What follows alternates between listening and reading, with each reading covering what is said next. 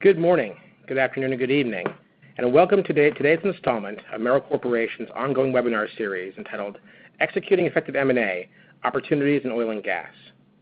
My name is Richard Martin. I'm a Senior Director here at Merrill Corporation and will serve as your moderator today. The genesis of this topic resulted from an exploration of our internal data and a realization that we are seeing a great deal of activity in the oil and gas sector. This is corroborated by discussions with private equity professionals and by our other data outlets, and I invite you to have a look at that data in the latest M&A Deal Forecaster report. June 2014 heralded an oil price collapse, which triggered a wave of reactive actions such as cost-cutting, reduction of capital expenditure, massive reductions in headcount, and the shelving or outright canceling of major projects. And in fact, in today's news, the impact is pretty palpable. The number of uncompleted wells that have been drilled is rising faster than the oil can be gathered. So the backlog of drilled but uncompleted wells exceeds over 6,000, primarily concentrated in the Permian Basin. This is an imbalance that's unsustainable and implies that already drilled prices will continue to cap oil prices as well. So I think this is a very timely conversation based on that. And we've seen a marginal recovery in oil prices in the past few months. But oil and gas companies need to ensure their business models are prepared to manage and benefit from the changing environment. As new business models and forms of strategic partnerships emerge, portfolio evaluation takes on a critical level of importance, and there's a need to ask and answer key questions like, do I have the right business model in place? Where do I find the funds to accomplish my goals? How can my company develop or acquire new capabilities, and in what areas, etc.? Portfolio evaluation is far more than simply using divestiture to generate cash, although that can be part of the strategy. It's an opportunity to radically restructure the business based on forecasts for future conditions and to ensure the products the company is working on match their capabilities. For many companies, particularly upstream, M&A represents a potentially critical part of the portfolio evaluation process, and Merrill has observed an increase in M&A-related projects in this industry. So in this installment, we will explore how to adapt to a changing oil and gas environment, how to fund projects, when hedging is appropriate, and how to find and act on opportunities. We've assembled an esteemed panel of deal-making professionals to draw from their vast experience and offer their insights into opportunities in the oil and gas sector. So before I begin to introduce the panel, I'd like to make a few notes. Please send any questions you have via chat. You'll see the window on the left part of your screen. We will answer questions as time permits. We will provide a webinar replay and a slide deck within 48 hours of the webinar, so you'll have a chance to look back at the comments made today. So without further ado, let me introduce our speakers. First, we have Clay Bryan, who is a managing director at Capella Global, who provides long-term strategic advice to companies operating through the energy value chain and in other sectors. Next, I want to introduce Ian Fay, who leads the upstream oil and gas practice at Headwaters MB. Ian has experience over the past 24 years in M&A, divestitures, and general advisory work across a broad spectrum of industries and disciplines. Next, we have Bat Dulder, who has 20 years of experience in corporate finance and M&A. He's the founder of Dealgate, previously served as an M&A partner with Ernst & Young, EY. Welcome, Baird. And finally, it's a pleasure to introduce Nicholas Renter, who is a director at Merrill Corporation. His involvement in developing document managed solutions for the corporate investment banking and law firm communities has bolstered his uniquely deep understanding of M&A best practices, in particular in the energy and oil and gas sectors. So we have a great group of speakers today. I'm really delighted to have them on board to share their expertise. I'd like them to turn and give some background information on the sector overall and the foundational shifts that we're sort of seeing. So Nicholas, if I can hand it over to you to give some background information on the sector. Rich, thank you very much. This is Nicholas Renter with Merrill Data Site. Based on data sourced from PitchBook, energy exploration retains a plurality of PE deal flow in the U.S. However, when you include both exploration and production, that plurality really becomes a slight majority. While production deals have grown slightly since the 2012-2013 timeframe, by and large, much of the PE focus remains on exploration. Another source of interest is within the energy infrastructure subsector. As you can see, infrastructure transactions have more than doubled over the last 24 months. But the most exciting news might be in the oil field services sector. After literally 7 quarters without an energy services IPO in the U.S., the amount of new stocks sold in 2017 is on par with the biggest of the last 10 years. And things are moving so quickly that my talking points are even a little outdated, but as of mid-May, 5 companies had sold shares in 2017, raising a combined of close to $1.36 billion. And this data is according to Bloomberg. That's more than the whole of 2013 when oil prices averaged about $98 a barrel, and equal to 2006, and that's before the global financial crisis when oil traded roughly $66.25 a barrel. With regard to oil prices, Bob Dudley, CEO of BP, told CNBC last week, they're planning for an average of $50 a barrel over the next 5 years, if for nothing more than a disciplined exercise to help get their costs down and gain greater efficiencies. And market analysts seem to support that projection, and even adding in the parameter of a relatively tight trading range. While the demand is ticking up slightly, the efficiencies in shale opportunities, that's what's contributing to the overall perception of market oversupply. And as Rich said, these increased efficiencies are more than making up with a slowing investment in actual E&P over the next 5-year horizon. The sentiment is that existing stockpiles, as well as the ability to rapidly increase that production if necessary, will dampen an overall rapid increase in commodity prices, barring some sort of geopolitical event. Regardless, the shale market in the U.S. remains intensely competitive. Central Oklahoma's emerging plays only further complicate the mix. Accordingly, PE players they're seen to provide long-term, patient sources of capital that could prove a boon in any short-term fluctuations in price or economics in the natural gas production, as oil prices volatility remains in question. It's an interesting comment. It's an interesting thesis.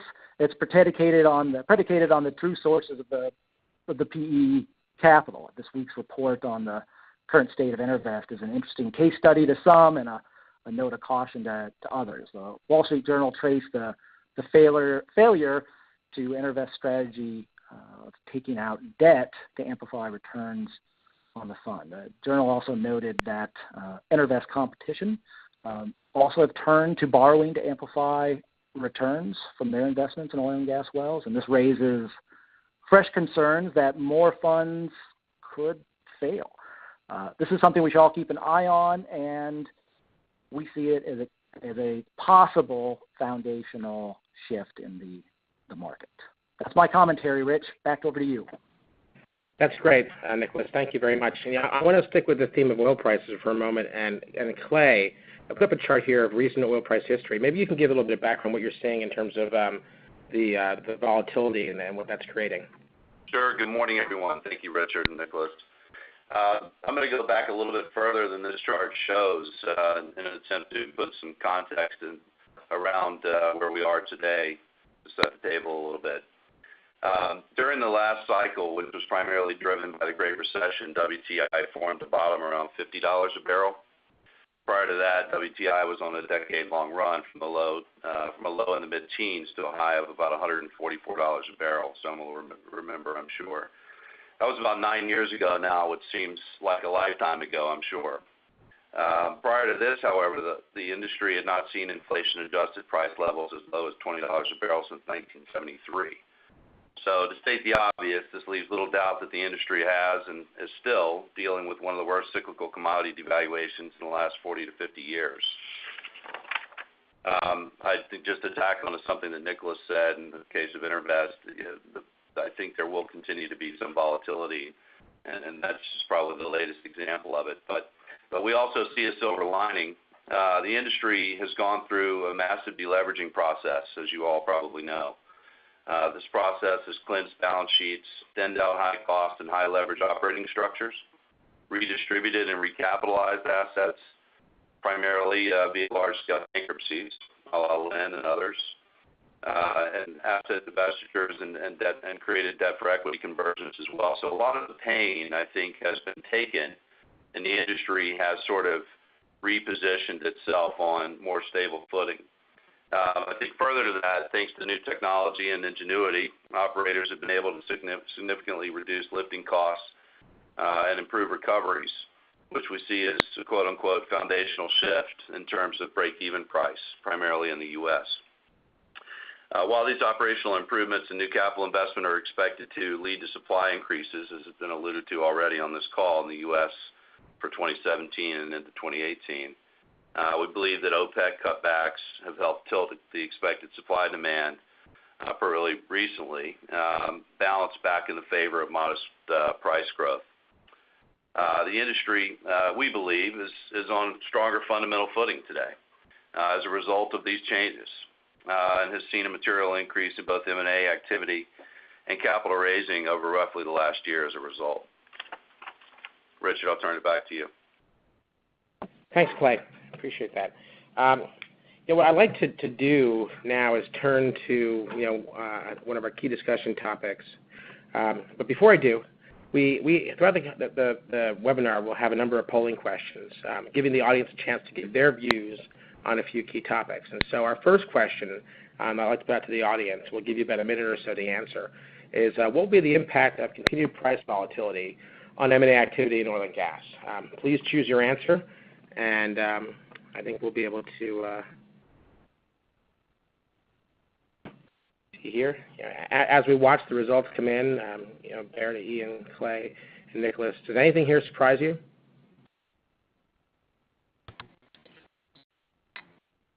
So, Richard, this is Ian Fay, and first want to thank you all and Merrill for hosting us today. Just to pick up on some of the earlier comments, I think that we've come into and we were debating throughout 2016 what the range-bound commodity price landscape looked like. And since I concentrate most of my work in the North American market and primarily in upstream, obviously the shale and the unconventional space has been a particular focus for me in the past several years. We concentrate a lot on WTI and, of course, on natural gas. So it's been interesting to watch the various experts out there talking about the range-bound recovery. And interestingly, just to put some backdrop on that, volatility is all relative when you look to your operating thresholds to be profitable. So I think to the points made earlier, the oil and gas industry in this country is incredibly resilient and incredibly nimble. And you've seen that come out through the downturn with companies becoming more efficient, primarily through the use of technology, and being very, very sensitive to the changing price of WTI in particular, and being able to turn wells on and off, complete wells that have been drilled but not completed according to the commodity price landscape. So that's been driving a lot of activity. So it'll be very interesting to see how we move towards that $45 to $55 a barrel WTI in the coming months. And that's probably will impact a lot of interest and activity in the oil space. Thanks, Ian. I am very interested in how the already drilled output will continue to impact prices. I mean, drilling is expensive, using up corporate cash, and so the need to get the output out as fast as possible, which I think leads us to our next topic of discussion, which is about fundraising. Bottom line is that the last few years can be broadly characterized by a scarcity of public equity financing combined with corporate credit conditions that were initially tight but a little bit more accommodative now. The traditional sources of capital, more creative financing techniques, and new sources of finance will hopefully help to ensure that sufficient and efficient funding is available to finance projects in the future.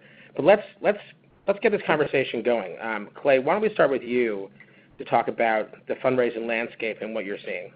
Sure, and I think, again, a bit of history is helpful to put things into context and not to pick on the banks, but I'll start with them because I think in many ways they sort of lead the charge, in a circumstance like we've had since mid-2014.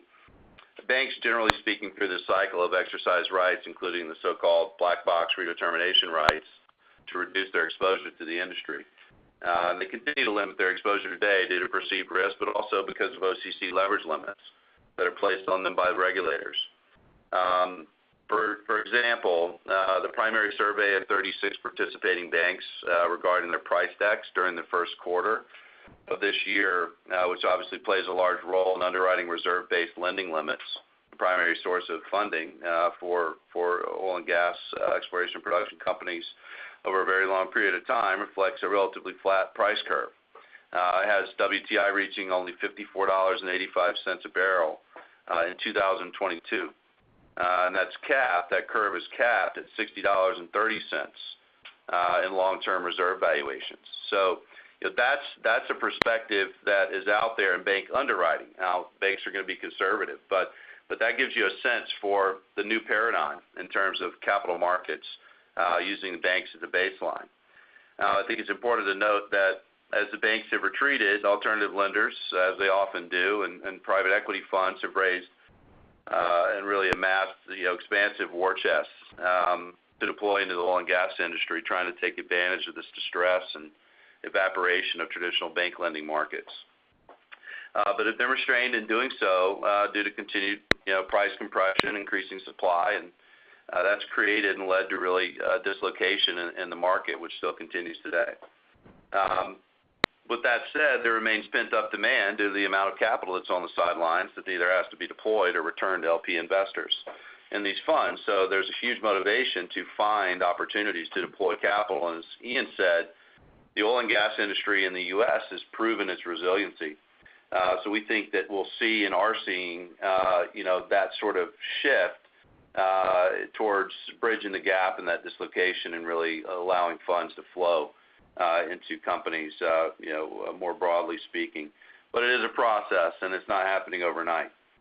Today, as we mentioned before, we are in what seems to be a protracted low-price environment, and that's what investors continue to underwrite to. Banks and others, private equity funds and others alike. As a result, the market remains somewhat dislocated, as I mentioned, primarily in terms of equity valuations.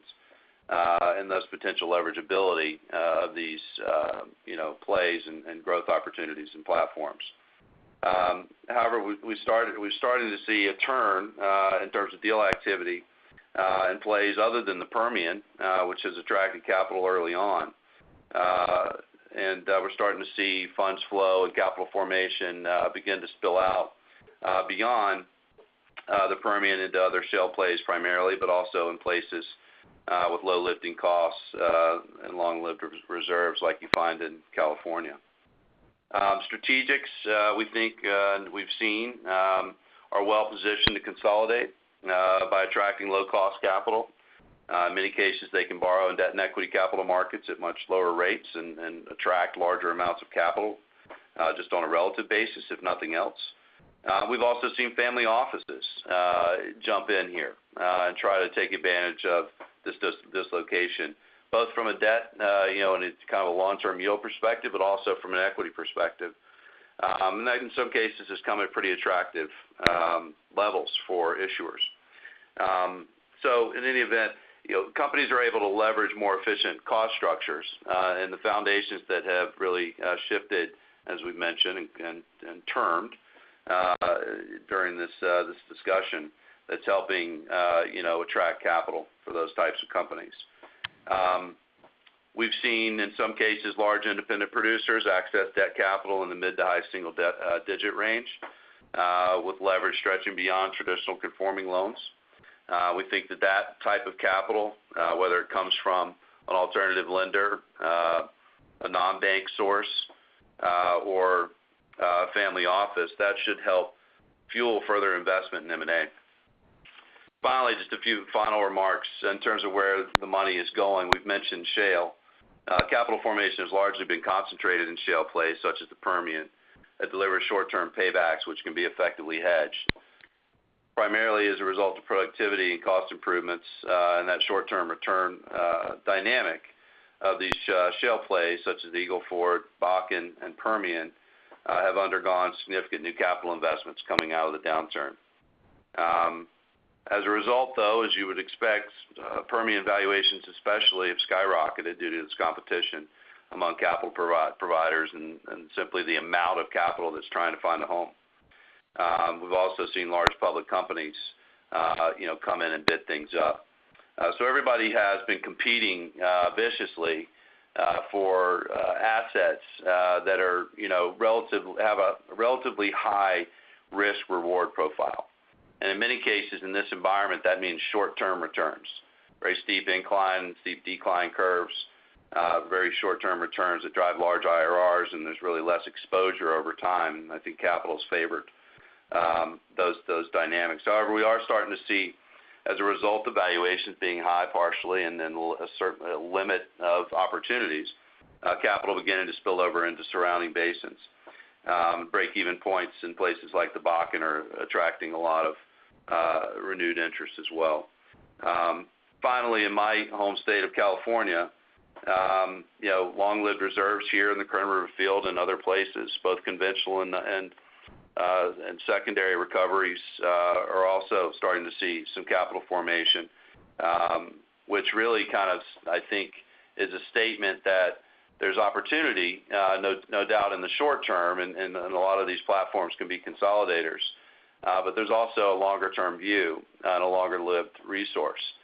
So we think that's positive for the environment. Richard, I'll turn it back to you. Thank you, Clay. I want to get others involved in this also. One question I have, and maybe this will go to Nicholas first, is, Nicholas, do you have any examples or insights you can share on the types of projects you're seeing that maybe involve different ways to raise funds in different groups?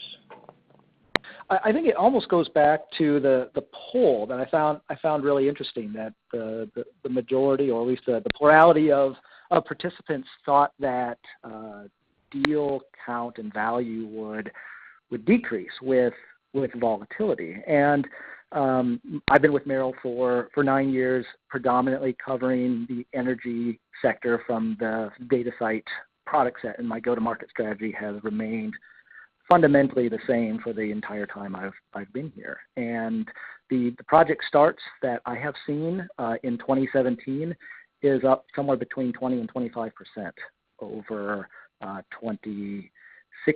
And we're seeing that for a lot of different uses. Strict fundraising is one of it. And so it may come down to the definition of what do we consider a deal. Is this a positive thing, or is this a distressed sale opportunity? So we are seeing a very active market right now, and it's exciting. Will it continue? It kind of depends on if it's consolidation play because of synergies, or if it's purchasing because of distressed opportunities. Thanks, Nicholas. And Richard, this is Ian. I just wanted to jump in, if it's okay, on a couple of topics.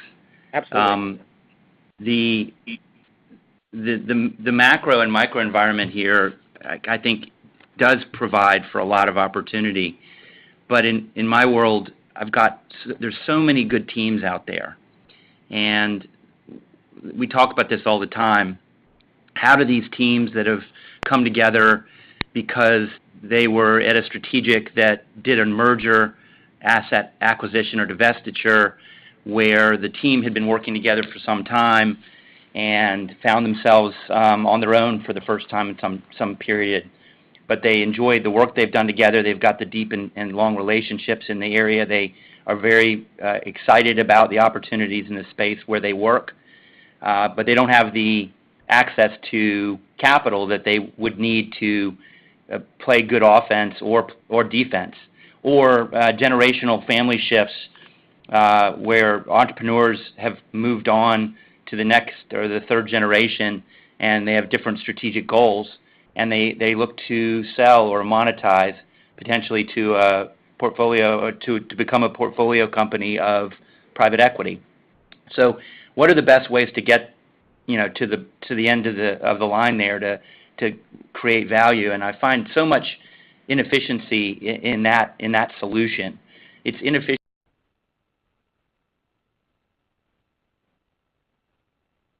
I think we may have lost Ian. Pardon the interruption. It's the operator. Ian's line is just disconnected. Okay, well, no problem. Ian will come back on, and while we're waiting for Ian to come back on, maybe Thad, I think one thing I would be curious to know. I know we're going to talk about access and opportunity sourcing later in the discussion, but do you have a perspective on are you seeing an increase in energy or oil and gas type deals that are being advertised and marketed on the portals? Absolutely, and I would like to follow up on what Clay earlier said. He mentioned that there are new investor types like family offices. It's difficult for if you're looking for funds to identify those investors, and that increases the necessity to access M&A communities. Dealgate is an online deal matching and sourcing platform. And we have currently, I just checked the figures, fundraising demands of over $1 billion US. So obviously market players are looking for new sources to find funds for their investment projects. Excellent, thank you, Barrett.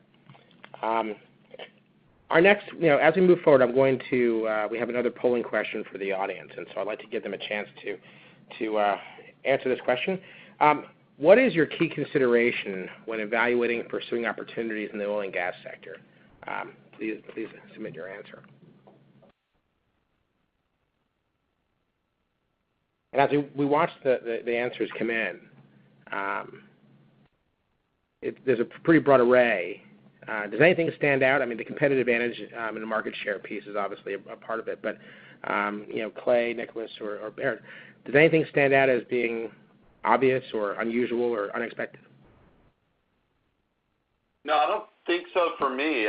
This is probably what I expected. I think that a couple of these categories, competitive advantages and market share, really aligns itself with cutting costs and improving margins.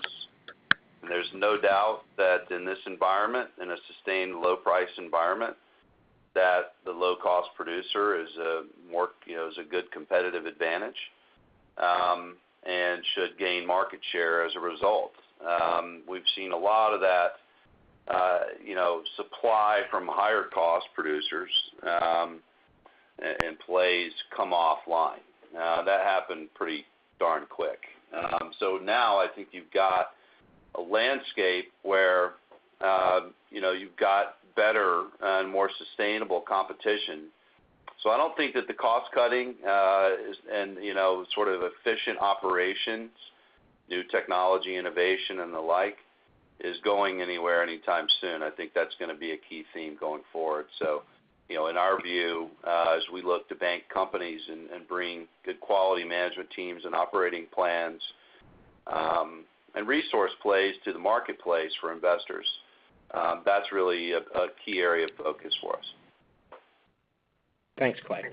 This is Beat. This reflects what we also found in earlier surveys. It's growth, it's profitability, so market share, it's margins, and diversification is still very low. So that's where most of the M&A activity is focusing to. That's market share and margins. That's absolutely correct. Excellent. Thank you. Let's move on to Richard. This is Ian. I'm sorry, I got cut off somehow while I was rambling on. So I'm sorry, I lost out on the last point there. No problem. If you would like to finish your point, I'm happy to do so, or we can move on to our next topic. Go ahead. Okay.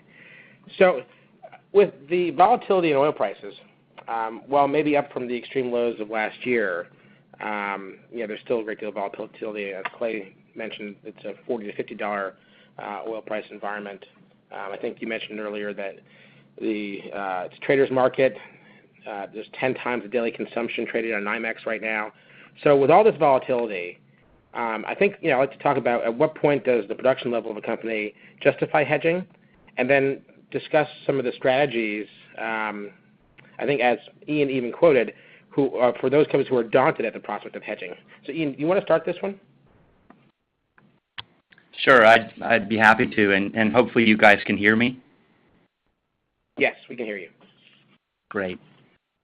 Well, so I can tie it into the point I was making before, which is there's a lot of inefficiency in the marketplace with good teams trying to find a home.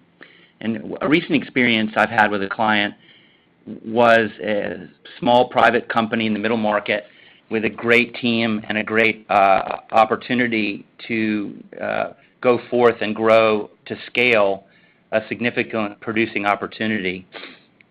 They did get together with a private equity fund to essentially fund their acquisition and growth plan.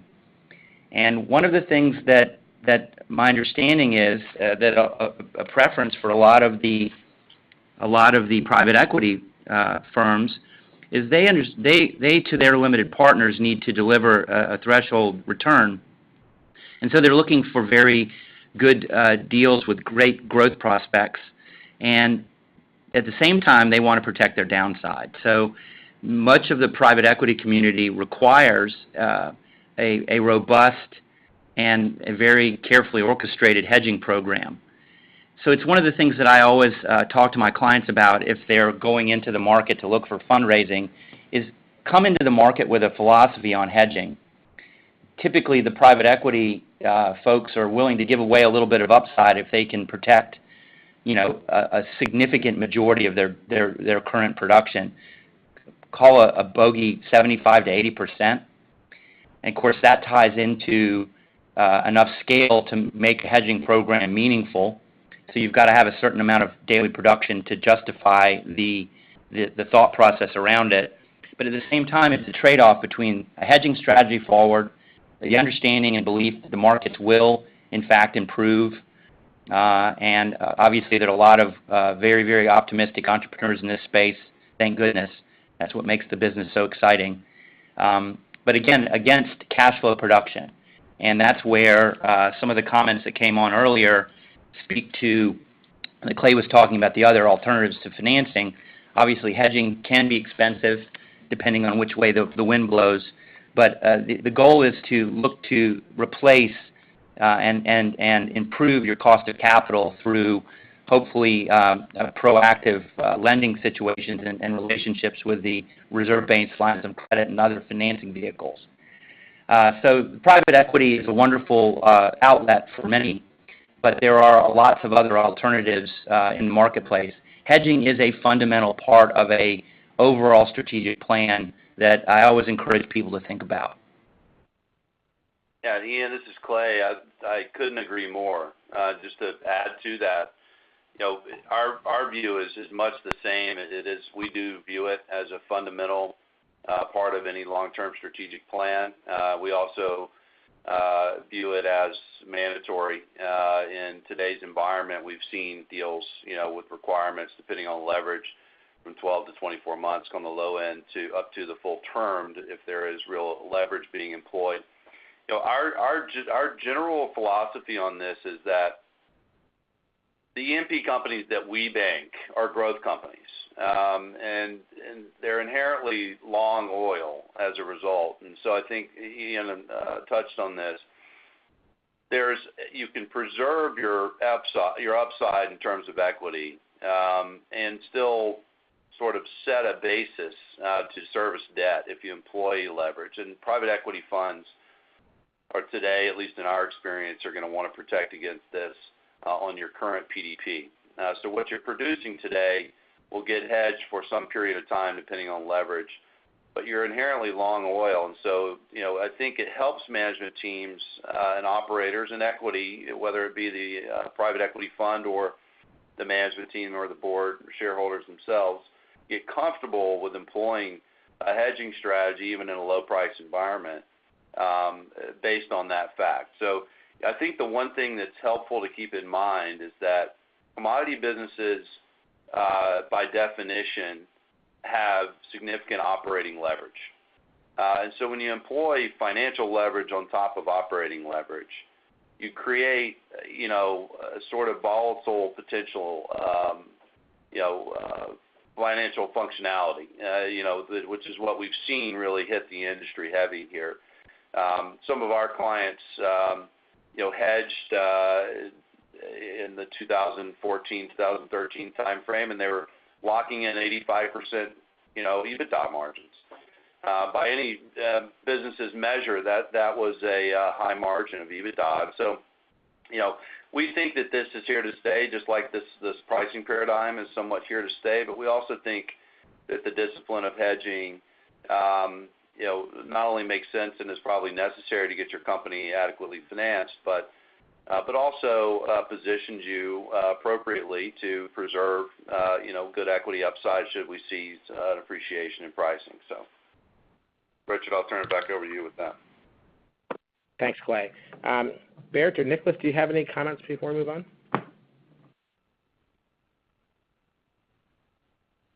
All right. I do not, no. Okay, no problem. Let's move on. We have another polling Richard, it's Ian here. I'd add one thing just for those out there that are hearing the comments about hedging and maybe feeling a little bit like don't have the bench strength to have somebody concentrate on a program like this and still do their day job. A lot of the time what we'll do with the client is I'll sit down with them and understand their strategic objectives, understand the fundraising that they want to do and the way the whole plan comes together. There are a handful of really, really good third-party hedging strategy and execution providers out there. I've got relationships with all of them. And what I would submit to potential groups out there is that, part of our job, my job for you as the advisor is to help you with a total solution. So in that case, it would be determining that there is an opportunity for hedging coming. Maybe there isn't an existing program. What are the parameters around that? And how does that fit into a marketing push that you're having as a company to get a total solution done? And then introduce groups out there and have them essentially pitch their goods to determine if there's a good fit culturally to have them help you with that program. They can also help strategically manage that going forward. So a lot of my clients would rather concentrate on what they do best, which is exploitation and development of oil and gas properties. So I just wanted to put that out there as a potential mitigant to people getting nervous about how they would be able to execute that. Thanks, Ian. I also will note that at the end of the presentation, we will be providing our panelists information, so they will make themselves available as resources if you have further questions. So let's go to our third polling question, the third of four. I'd like to know, what will be the impact of changing regulation on M&A activity in oil and gas? Please select your answer. I'll give it about a minute or so. To me, we're looking at a primarily positive perspective that there's going to be increased activity. I think the regulations will free some things up. So that align with your thinking, Barrett, Nicholas, Clay, Ian?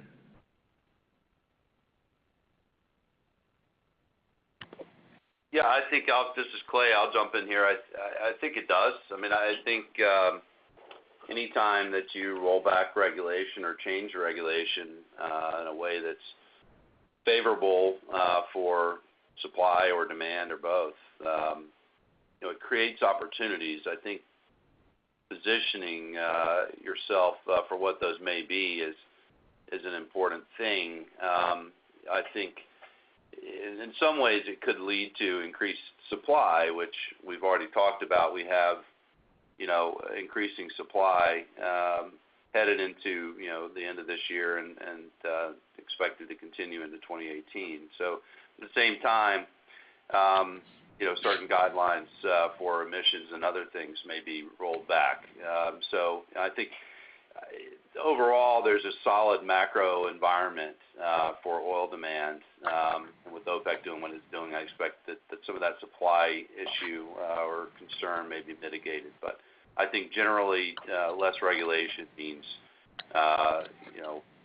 more investment.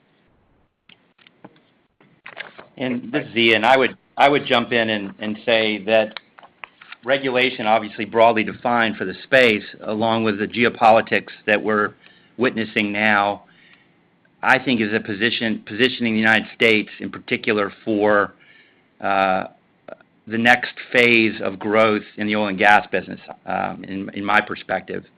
I think it's a combination of the regulation around the production and exploitation of oil and gas reserves. I think it's the political climate vis-a-vis the support for the U.S. industry. There's obviously a lot of complication or noise around the import-export situation right now, but I think that as a net exporter with all the gas we've got here, that has to be a positive for producers in the country. But interestingly, another angle that people maybe aren't quite as well aware of is some of the regulatory relationships that have changed around the ability for broker-dealers and other investment banks to help their clients find capital. And I'm aware of one firm that's currently about to launch that has a very unique, I think, opportunity created by the Jobs Act, frankly, that relates to disclosing in general solicitations the opportunities, they're specifically focused on oil and gas, to the general public. Well, that's a huge potential game changer for, as a banker that concentrates on M&A and fundraising and strategic development for oil and gas companies, particularly upstream companies, to access basically a global market of accredited investors. The company's name is eToro, and they've got an online portal that I think they're about to roll out to the country and everyone, that's called Offerboard, and it's an amazing opportunity to match companies that are vetted and that are looking for capital with institutional and family office investors that were mentioned, potentially private equity, a whole number of different institutional investors looking for energy opportunities to maximize the allocation they've done in their portfolios. So I think that technology, not only in the oil and gas space for execution, but technology from the standpoint of the financial capital markets, is going to be a huge benefit to the business of M&A in this country for oil and gas. It's a pretty exciting time. If I may jump in here, talking about technology and M&A, most of the participants might remember, 10, 15 years ago, the data rooms have been physical folders in a dark room somewhere in a cellar. That's over since we have virtual data rooms. Thank you guys for that, making our lives easier. But there's other technology, as you just mentioned. It's M&A communities, online platforms for deal matching, deal sourcing. We witnessed for the past years that transactions is more, through globalization, there's more cross-border transactions, also in the small and mid-sized deals, and for a corporate or M&A advisor, it would be a huge work and almost impossible to find on a global scale all potential partners for potential buyers or sellers for assets, and so that would be like finding the needle in a haystack. And such tools like online deal matching platforms, for instance, like Dealgate, help increasing the number of potential buyers or potential sellers in the market. Absolutely. Over to you, Richard. Yes, thank you, Bear. Let's go now to start to talk about the opportunity. I think that so the industry has survived an especially tough few years with weak demand, low prices. It's been hard to make decisions and plan for the future. If you're a top executive in the oil and gas industry, you're probably feeling the same way that Tom Hanks felt in the movie Castaway. Tomorrow the sun will rise. Who knows what the tide could bring? So you're probably optimistic but very cautious.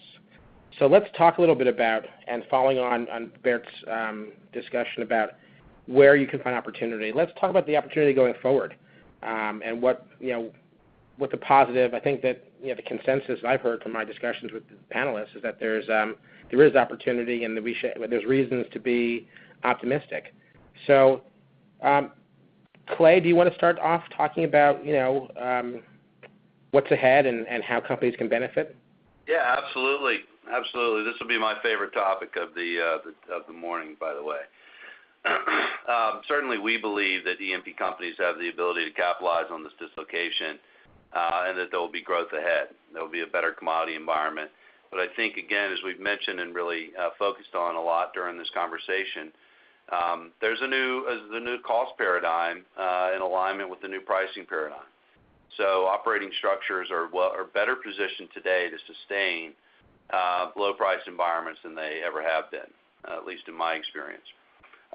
We also see that there are different forms of capital out there, and I think that as a result of this market, we'll see all types of capital providers, including public and private investors, but also strategics playing an interesting role in investments in oil and gas exploration and production going forward, which can create some interesting integration opportunities and also upside opportunities, and can also, in the case of a refiner, for example, an independent refiner, not one of the large integrated multinationals. They've proven this model up. But the independents, in some cases, are seeking to partner with growth companies in their regions to a large degree to help fuel and supply their refining operation over a long period of time. A part of that's opportunistic, but the other part of that's interesting, if you can structure a deal right, is that it is another opportunity to lower, in really an extraordinary way, the operational cost structure of a traditional oil and gas operation, not just through scale, but also through that sort of vertical integration. So we think that's an interesting opportunity. We think the public markets will, as Ian alluded to and Beat added to, will play a key role here. It's interesting in terms of regulation that they're rolling back some of the general solicitation guidelines. So we're certainly focused on that for our clients and accessing more broadly distributed capital markets. But we think this dry powder that's on the sidelines will be aggressive. We think that these SPACs that have been raised, again, another public outlet, will be aggressive, and that there are opportunities to bridge the gap in this dislocated market by capitalizing good platform companies that can be consolidators. I think there's still a lot of room for high-quality producers, great management teams, to continue to improve on this resiliency and the overall operating environment the oil and gas industry finds itself dealing with. And it will continue to drive that sort of value proposition. A rise in commodity prices will be exponentially more valuable when we do finally reach that point. So we're highly constructive on the opportunities. There's a lot of capital out there that our clients are accessing, and we look forward to doing a whole lot more. Thanks, Clay. And Ian, I'd like to hear your perspective on the outlook. Well, yeah, I share Clay's enthusiasm. The landscape is ever increasingly sophisticated, and that's a good thing for all operators in the value chain. The commercial banks, I think we've seen a lot of attrition and working out, and a lot of that has cleared the mechanism now. I think that there's some vestiges of some underperforming assets that are still being worked through the portfolios at some of the commercial banks, but my recent discussions have been extremely positive. The commercial banks are back in the business of looking for opportunistic loans to be provided, particularly based on reserves. Certainly the private equity landscape has gotten very, very focused and very sophisticated as it relates to the deployment of capital. See, the private equity guys continue to raise money through the downturn, and so that created a very interesting dynamic as we're recovering. There's a very, very competitive landscape out there for some of the more robust basins like the Permian, but the strategics at the same time had the ability to maintain the capital markets through this period. And what we saw a little bit late in 2016 was some of the bigger strategics were winning these larger deals in the Permian, beating out private equity, who necessarily wanted to deploy some of their capital, and they were beating them out because they had shelf registrations they could pull down and take these assets in for cash by raising more money, and they were rewarded by their shareholders. So what that's created is an environment of secondary interest among the private equity into basins that have traditionally been very successful, like the Eagle Ford. Certainly the SCOOP and the STACK are definitely robust right now in terms of people's focus. But even the different basins, as an example, there's been a renaissance of deals in California for long-standing assets that can be efficiently operated with steam flood. Well, there's a market there now that maybe didn't exist when the private equity guys didn't have a whole bunch of competition from the strategics.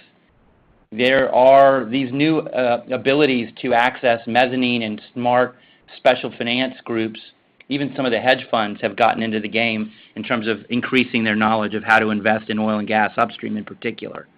And the services business is going to be coming back now. As activity becomes more stabilized, the services industry, which lags the upstream guys by some period of time, is coming back into the fold. So I see more activity in services as well. So the bottom line, at least from my perspective, is we've got all these different potential investors for these opportunities. What I want to do is I want to make the ability for good teams, maybe with a little bit of existing production and pretty large aspirations, I want to utilize and translate the landscape of opportunities the most efficient way I can to get these teams and projects funded, because there's plenty of capital out there. It's just a matter of matching the desire with the opportunity. But I'm encouraged. I think that independent of, though it's never totally independent, but if we can stay range-bound on the up and up and manage the supply and demand characteristics, at least in the country, with efficient operators and the use of technology, I think that the real trick is going to be to get these deals to market efficiently so we can get the maximum amount of eyeballs on every deal, and we can match people's interests and their investment criteria with great opportunities. But I'm really excited about the next year. Thanks, Ian. Bert or Nicholas, do you want to comment on what you're seeing? I think that you mentioned earlier you saw some project starts. I'd be interested in seeing what you're looking at. Yeah, I can't really comment on the fundamental analysis of the opportunities, because my perspective is really around the technology, the platform to help facilitate these transactions. And I think maybe my perspective is a little basic, but it still holds true. It comes down to consummating better deals. It's making sure that you can do far more comprehensive diligence faster, so you can move quicker and you can move with confidence. And then once the deal closes, how quickly can you realize those anticipated benefits? And that all comes into post-acquisition integration. And do you have the tools to provide that same level of reverse diligence, because you just caught the car. Now you need to integrate it into your operations. Can you use those same tools that allowed you to do better, faster decision making on acquiring the asset to make sure that you're taking advantage of the asset now that you own it? Thanks, Nicholas. Yeah, as we run towards the end of our hour and before we get to our final comments, I have one more polling question I would like to ask the audience. This one is about having listened to the conversation today. What is your general outlook on the oil and gas industry and M&A activity therein? Is it more positive, less, et cetera? I'd like to know if we've changed your thinking in any way from the beginning of this conversation. And I think I like that there's generally more positivity. I think that's the right call. And so that's a great sign that people see the potential. So I'm going to move on, and we only have a couple minutes left, and I don't think we're going to have the opportunity to go through the questions that have been sent in so far, but we will commit to everyone who's asked a question to get back to you and answer that question after the webinar as well. So we won't let these go unanswered. We'll come back to you. But what I'd like to do is just come back to our speaker panelists, ask them if they have any final thoughts they want to share before we wrap up. Clay, anything you want to share? No, I don't think so, Richard. I look forward to the questions. I appreciate the opportunity to be with everyone this morning. Thank you. Bert, anything you'd like to share, final thoughts? Just if you would like to experience an online platform, just visit us, www.dealgate.com. There has just been posted a nice, huge farm in Texas with a lot of oil fields, so maybe the right time to jump into the business. Thank you. And Ian? Just wanted to thank you guys and everyone for being a part of this morning. Look forward to providing feedback to anybody who's interested on the topics we've covered, and thanks again.